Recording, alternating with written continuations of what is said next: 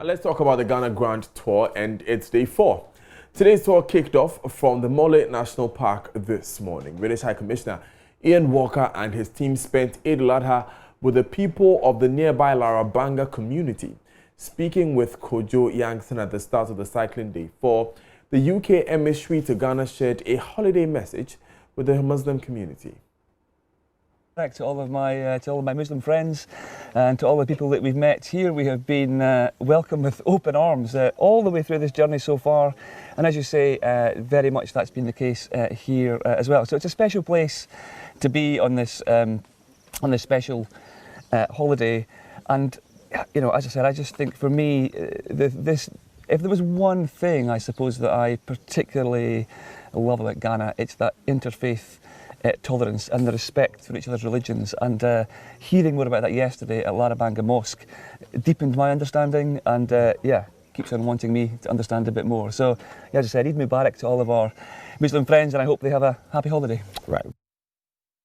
Ian Walker there. Let's now take a recap of day 3 of the Ghana Grand.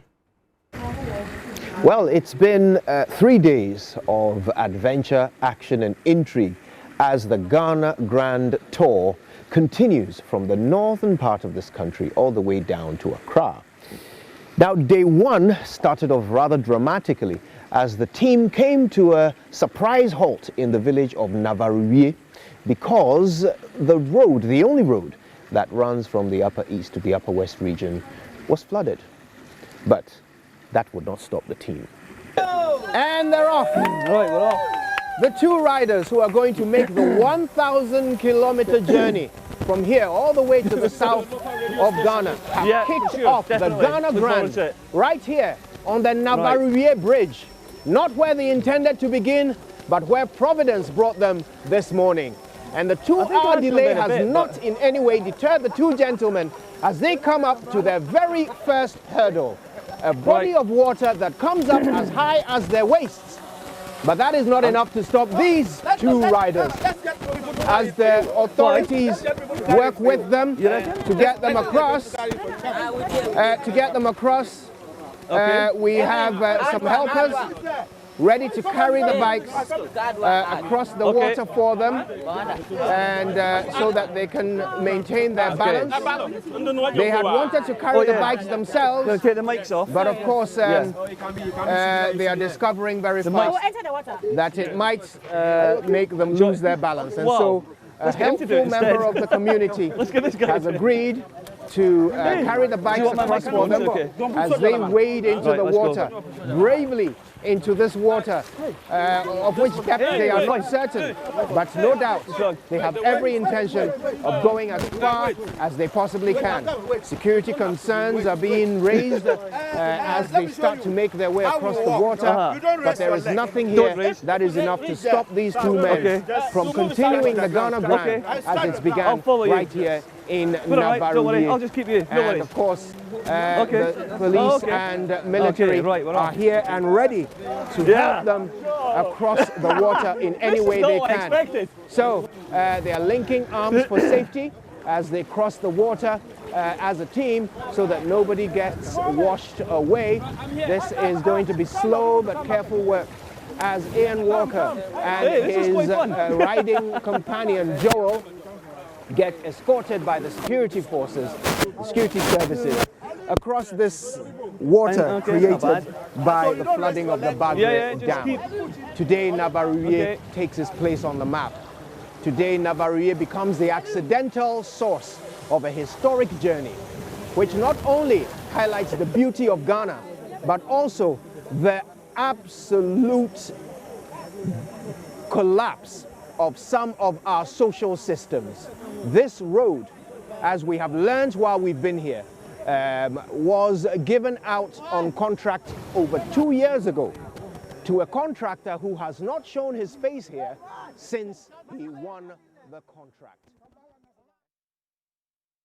Let's cross over now live to Kojo Yankson for the latest. Hello, Kojo. Where's the team now and where are you headed?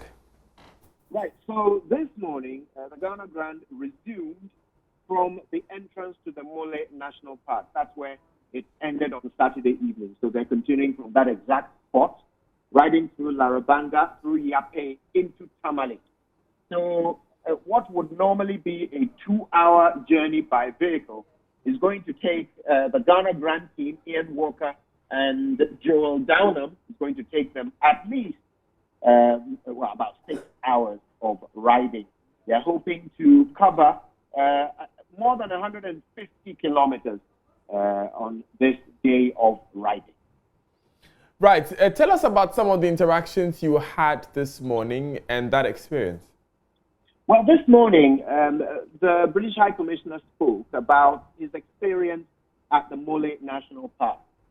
His team were residents at one of the hotels in the national park, Zena Lodge, and he talked about the beauty of the place, the serenity, the peace and quiet, and of course, the animals who are so friendly. They will walk up to you while you're having breakfast. An elephant could very easily stretch over your breakfast table and pick a piece of fruit.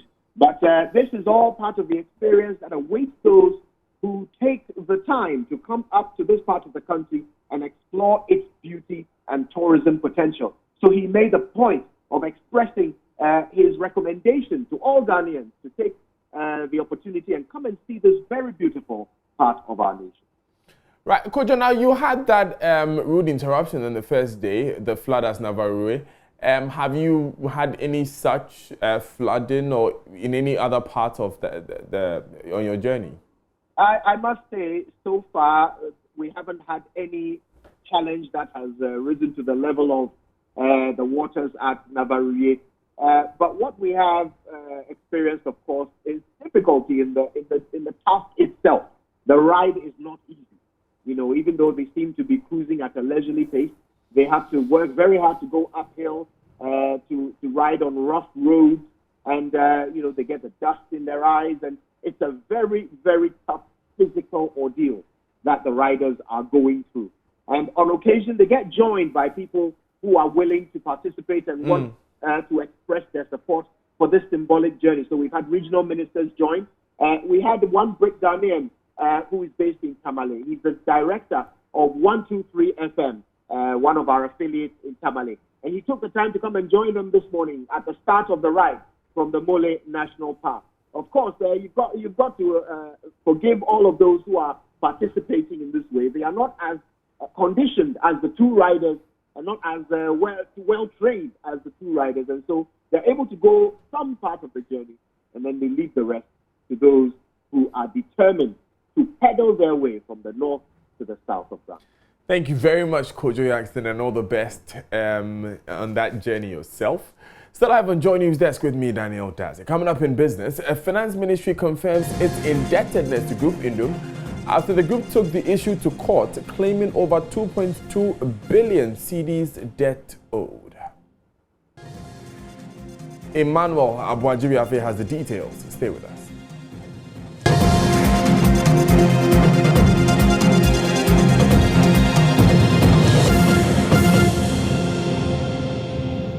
This August, the British High Commissioner to Ghana, His Excellency Mr. Ian Walker, cycles 1,000 kilometers across Ghana from north to south. Be part of the Ghana Grand, the adventurous journey that seeks to kindle conversations about health, natural environment, tourism, and raise funds for the Kolebu Plastic Surgery and Burns Unit. Support the fundraising call by dialing MTN short code *700 *9#. Follow the prompts and type in the code the Ghana Grand or Vodafone Cash 0207 566 351 or the Standard Chartered account 0100 104 061 801. Follow at UK in Ghana across all social media platforms for all updates with the hashtag the Ghana Grand. The Multimedia Group is proud to be the media partner.